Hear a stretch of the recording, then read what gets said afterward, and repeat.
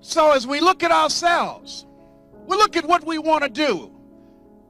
People say, I want to make a difference. They poll several people over age 95 and asked them, if you had your life to live over again, what would you do differently? Here's what they said. The majority of them said, I would spend more time reflecting, just thinking about my life and thinking about what is it I want, thinking about what is it that gives my life a sense of value. See, as you look at your life, that what we have to do is start thinking. That most of us are going on automatic. We don't think as often as we should. We do things unconsciously. And that if you have goals that you want to achieve, there are things that you want to do, you want to make a difference in your life, you've got to now start reflecting. Here's something else the other people said. These people who reach age 90 and above. They said they would take more risk.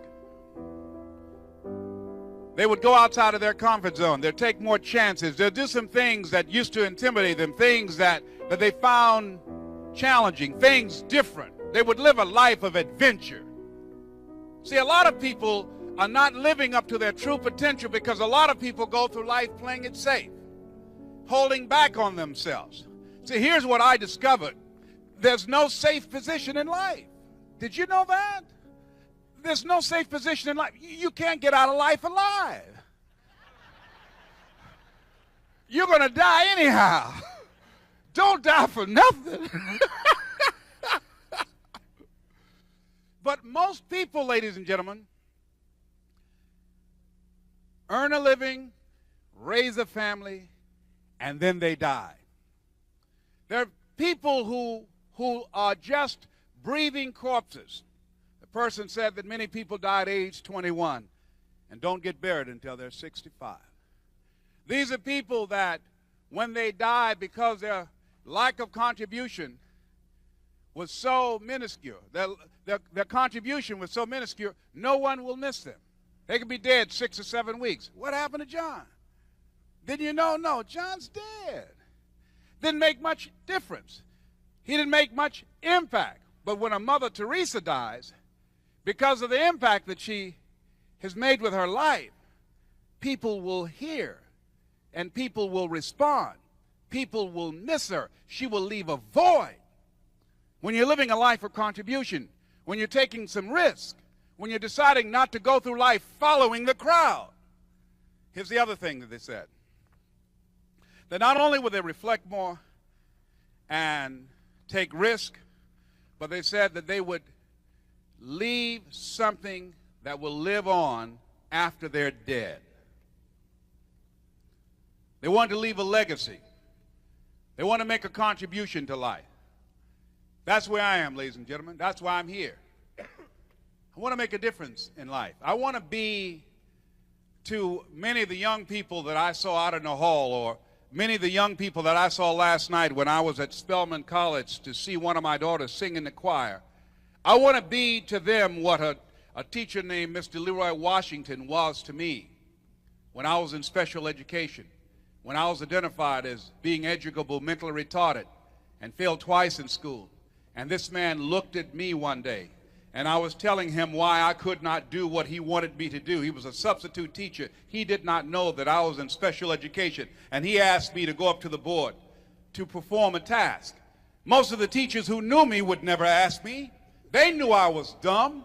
They knew I did not know. They knew when I would sit in class and I would look embarrassed and try and look invisible when they were calling for kids to go up to the board to do something. They knew not to call on me. They knew that I would never raise my hand and say, look, I think I've got an answer here. They knew I wasn't going to do that because I didn't believe I had anything to contribute. See, I thought I was dumb. And so they thought I was dumb, and we had an agreement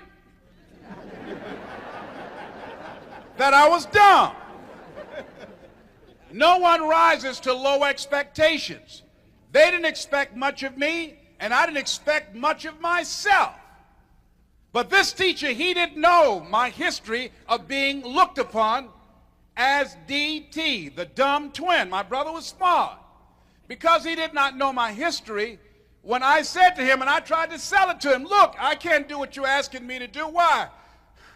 Sorry, I'm not one of your students. It doesn't matter. Work the problem out, young man. I can't do what you're asking me to do, sir. Why? And the students were laughing. They're cracking up. Say, they don't know. This is Mr. Kadumbo up in here.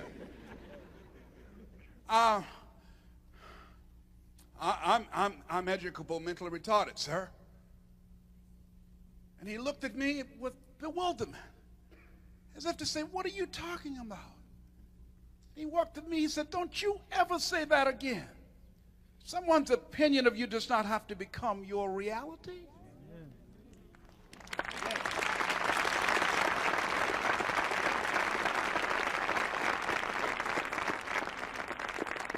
Who told you these things about yourself?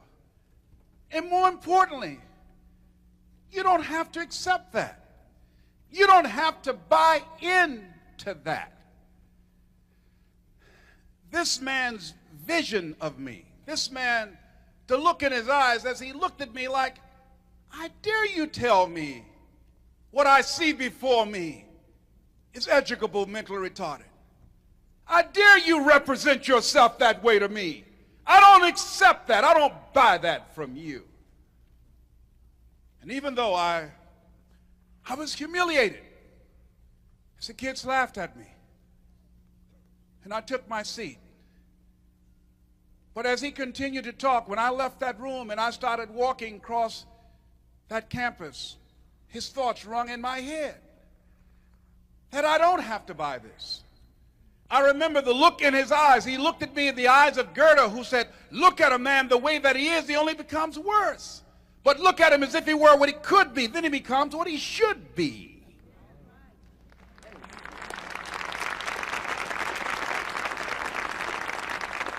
And so the relationship that we developed helped me to see myself differently. That's the value, ladies and gentlemen, of this programming. This man engaged me in a process.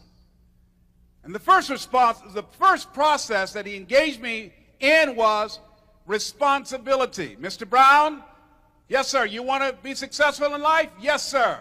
This is a usable world, young man. But if you don't use it in the right way, it's a cruel world. Take responsibility for your life, young man. Don't go through life being a victim. See, if we take responsibility for our life, then now you're not just living out the life that has been given to you. Dennis Whaley said in his first book about a winning attitude, he said, losers let things happen. Winners make things happen.